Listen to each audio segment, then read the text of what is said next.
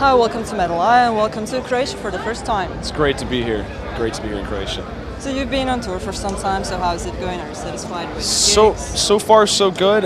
We've seen some really powerful crowds. Let's say like Serbia, Romania, these guys.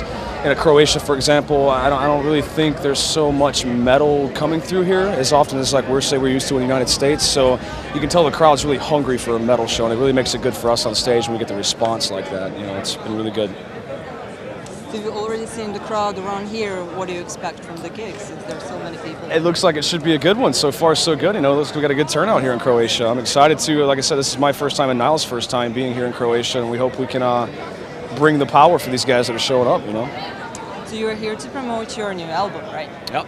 It's So can you tell me something about the album? What does the title refer to? What were you? I know you didn't do the lyrics, but you probably know something about it. Yeah. Well, really, Ithyphallic is based around, say, Pazuzu, Anoint My Phallus. If you notice the cover of the album, it's got the statue of Pazuzu being hauled by, workers and slaves and whatnot. It's got the huge phallus on it, So the whole theme of the album is anointing of the phallus, which is in ancient Egypt was a sign of power. So really trying to reiterate that. And it's, there's so much in ancient Egypt you can pull stories from, and just so much material you can write about. It's really an ongoing process, and it's endless what you can write about. So it's actually Carl's inception and his vision. I think all the lyrics in this record was done by Carl Sanders, and really he'd be a better guy to ask about the total vision, but really it's anointing the phallus is what it's all about. Some particular songs were inspired by a certain Canadian occultist, and can you tell us something about that? How he inspired your music, if you know something about that? That would be a better question for Carl, I believe. Okay, yeah. So tell me, how does it feel like playing brutal death metal on the stage for like an hour or so? It must be exhausting. It is, it can be. It depends on the conditions.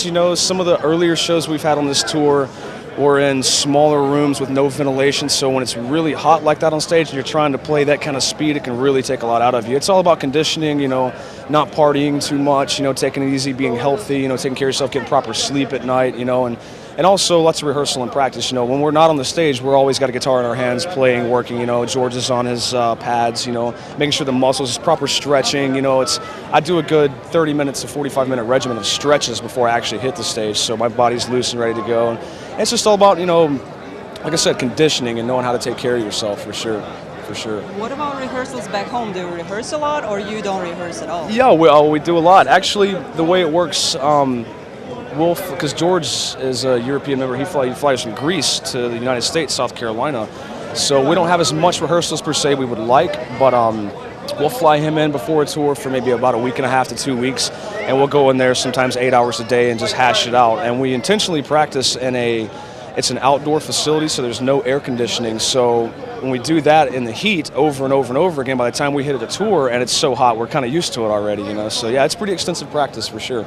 And the set we're doing on this tour kind of alternates, but it's a set we've been doing for the last, this whole cycle for almost a year and a half now. So we know the material, but we're in there just driving it, getting it tighter and tighter and tighter to give the best show we can for all these people that are coming out. What you gonna do when you come back home? Well, I'm going to spend about 2 weeks resting and hanging out with my girlfriend and playing some video games, things like that, playing some guitar. And then after 2 weeks off, we go to South Africa for some shows. And after that's done, I go out, I have another band, Lecherous Nocturne. I go out on tour with those guys, so I'm pretty busy. I get a little time off after this tour, but only a couple weeks. I wanted to hear, we have this section in our show where we represent each new album every month. And this month we're going to talk about new Metallica. So did you have a chance to hear new Metallica? The new Metallica, I gotta say, after the Black Album, I haven't really shown an interest in Metallica. I still love the band, I'm still a huge fan, but I haven't heard the new Metallica. You gonna get it?